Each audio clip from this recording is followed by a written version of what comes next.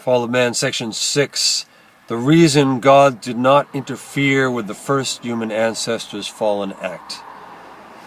God, being omniscient and omnipotent, foresaw the possibility of the fallen act of the first human ancestors.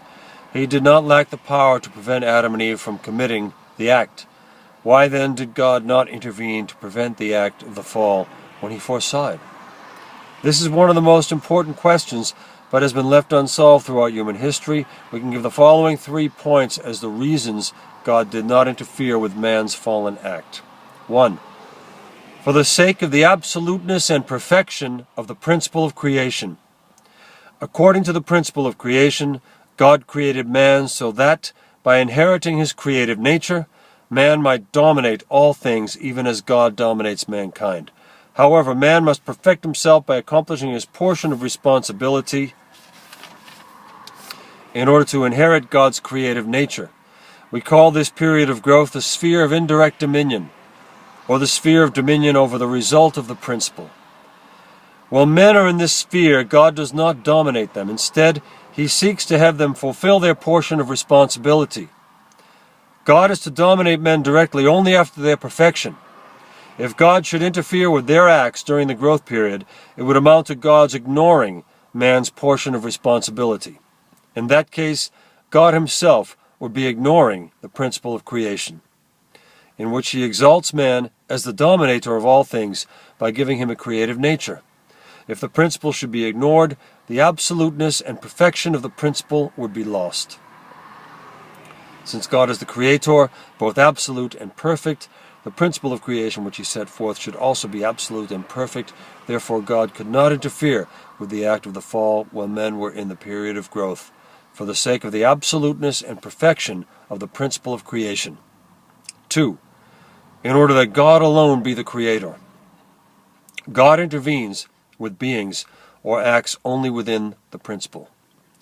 But he does not interfere with beings or acts outside the principle, thus not of his creation. Therefore, if God interferes with any such being or act, that being or act becomes recognized as part of the principle. When viewed from this standpoint, if God had intervened in the fallen act of the first human ancestors, it would have meant that even the act of the fall would have been given the value of creation, and that this sinful act would have been recognized as part of the principle. If so, it would have caused God to set up a new principle, which would have called for his recognizing the sinful act as an act of the principle.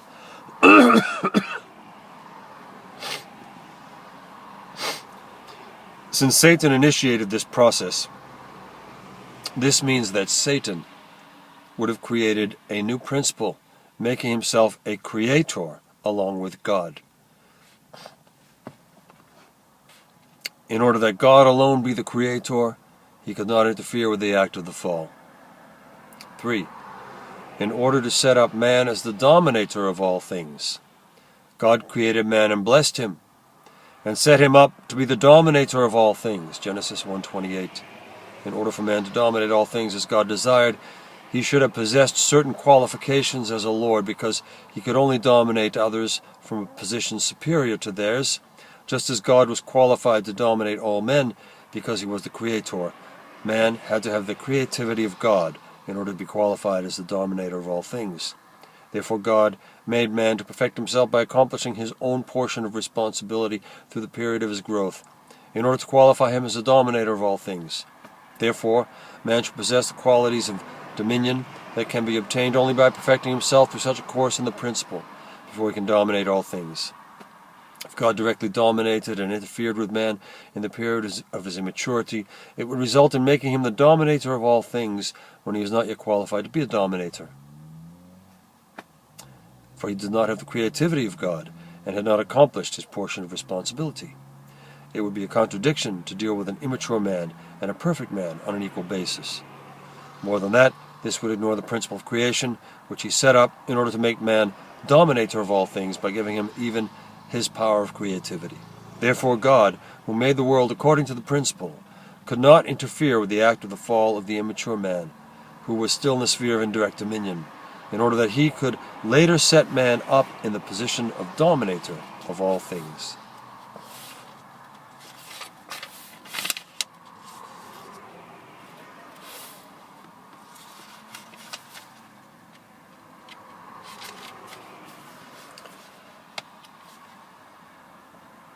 And that concludes the fall of man.